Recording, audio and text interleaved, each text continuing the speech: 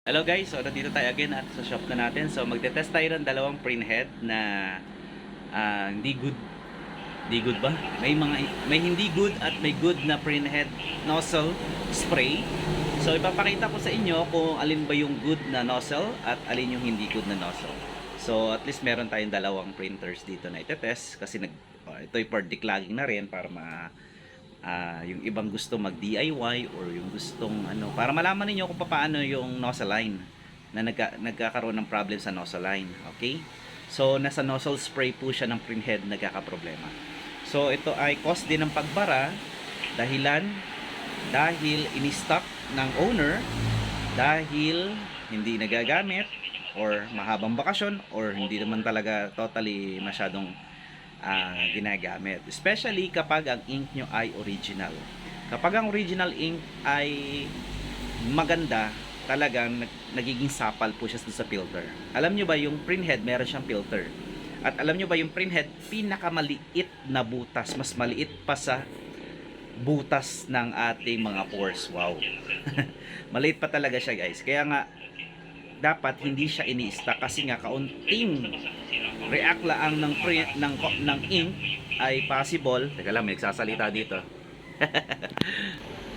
May nagsasalita doon. Ito na yung Chromebook na ginawa natin. Okay na siya. Hirap lang sa Chromebook dahil yung mga drivers, ang hirap hanapin, touchpad nawawala. So, palaki ng palaki yung storage. So, balik na nga tayo doon. Okay, commercial lang. So, yun guys, mahirap po doon sa mga printhead na stock, especially pag mga original, yung ink, pigment yung ink, or magandang klase yung ink. Maliban lang sa universal. Yung universal kasi guys, madali lang siyang tunasin. Gamit lang ng liquid solution, madali lang siyang matunas. O madali lang siyang ma-dissolve. Compare sa mga original at saka sa mga pigment. Medyo mahirap tayo dyan. Okay, so yun, itong dalawang sample test na gagawin natin, or yung ating tinatawag na dito, yung pagko-compare ng good at ng hindi good na nozzle nozzle spray ay malalaman natin. Okay? So ito lang ay take note lang po do sa mga users na gumagamit ng printer. Make it sure sa loob ng isang linggo nakakapag-print kayo ng 3 beses o more than doon sa loob ng isang linggo. Okay, so let's go, and mahaba na ating video, and nga pala guys, don't forget to like and share and subscribe. Please support guys our YouTube channel ha. Maraming salamat, and let's go! Ayan, good day guys. So nandito tayo ngayon. So may test tayong dalawang printhead. So ipapakita ko sa inyo kung alin yung good conditions na nozzle. Nozzle niya, spray. Kung okay pa yung nozzle ng 4 na color. Black, yellows, magenta, at cyan. So papakita natin kung alin pa yung goods, alin na hindi goods na nozzle. Okay, so let's go! So, meron tayo dito liquid solutions at meron tayong syringe with hose. So, yung liquid solutions natin guys, ito yung walang kulay. Ito ay DIY. So, ito ay mixture guys ng 50% ng alcohol, kalahati. Kahit anong alcohol, kung isopropyl or ray alcohol or kung anong klaseng alcohol, basta okay kung matapang, walang problema. Tapos, yung isang liquid, yung distilled water. So yung distilled water ang ginagamit namin para hindi siya mangalawang yung ating yung cover ng ating hindi mangalawang siya. Okay? Para safe din po siya dun sa ating printhead. Okay? So kung gusto niyo bumili DIY o mag DIY, pwede po kayo bumili. Okay? So let's go, i-test na natin.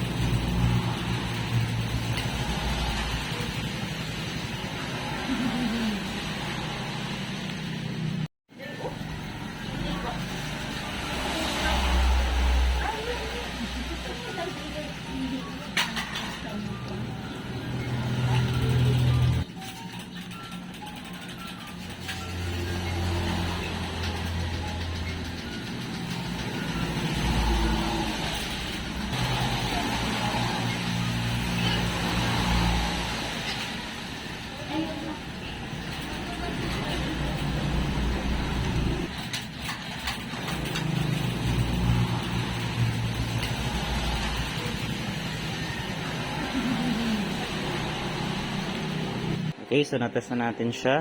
So tinabunan ko na para hindi singaw. So pagkatapos nyo siya i-clog, yan, i-declog, ayan, tingnan niyo. Ubos na. So tapon na natin to. I-air pressure naman natin siya. So wag nyo iiwan yung liquid doon sa, or sasalpak agad ito. Huwag nyo kagad isasalpak ito. So i-air pressure natin siya. So pag nag-air pressure, so walang liquid walang liquid, pump natin ito. So pumping lang ito para matanggal yung mga excess liquid solution. Ayan. So ubusin nyo siya mga 3 air pressure. Yun doon sa 3 ano. Sample lang ito. Okay, so isa pa.